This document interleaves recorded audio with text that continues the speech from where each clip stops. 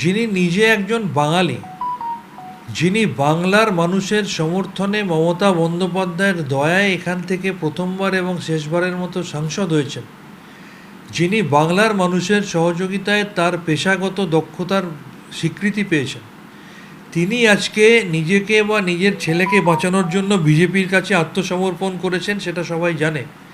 কিন্তু বিজেপির তল্পিবাহকতা করতে গিয়ে বাংলার 11 কোটি মানুষকে আপনি যে ভাষায় আজকে আক্রমণ করলেন, যে ভাষায় আপনি অপমান করলেন, এর যোগ্য জবাব আপনি যে দলের হয়ে প্রচার করছেন সেই বাংলা বিদ্বেষী ভারতীয় জনতা পার্টিকে এই নির্বাচনে দেবে। সেটা 4 তারিখ আপনারা বুঝতে পারবেন। আসলে লক্ষ্মীর ভাণ্ডার বিজেপির মাথার চুল খাড়া করে দিয়েছে। একদিকে বিজেপি যেমন সারা দেশ জুড়ে মহিলাদের অপমান করছে, অসম্মান করছে, অন্যদিকে এই লক্ষ্মী ভাণ্ডার সহ বিভিন্ন প্রকল্পের মধ্যে দিয়ে মমতা ব্যানার্জি যেভাবে নারীদের সশক্তিকরণ করেছে, সেই কারণে লক্ষ্মী ভাণ্ডার নিয়ে বিজেপি দ্বিধাগ্রস্ত। কখনো তারা বলছে আমরা ক্ষমতায় এলে 1 মাসের মধ্যে 3 মাসের মধ্যে লক্ষ্মী ভাণ্ডার বন্ধ করে দেবো, কেউ বলছে আমরা 3000 টাকা বেশি দেবো, কেউ বলছে আবার স্বয়ং স্বরাষ্ট্রমন্ত্রী বলছে আমরা 100 টাকা বেশি দেবো। সুতরাং তারা কি করবে নিজেরাই বুঝে উঠতে পারছে না।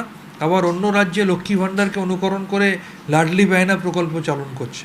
বাস্তবটা এটাই, লক্ষ্মী ভাণ্ডার সহ বিভিন্ন নারী কল্যাণমূলক প্রকল্প বিজেপি রাতের ঘুম কেড়ে নিয়েছে।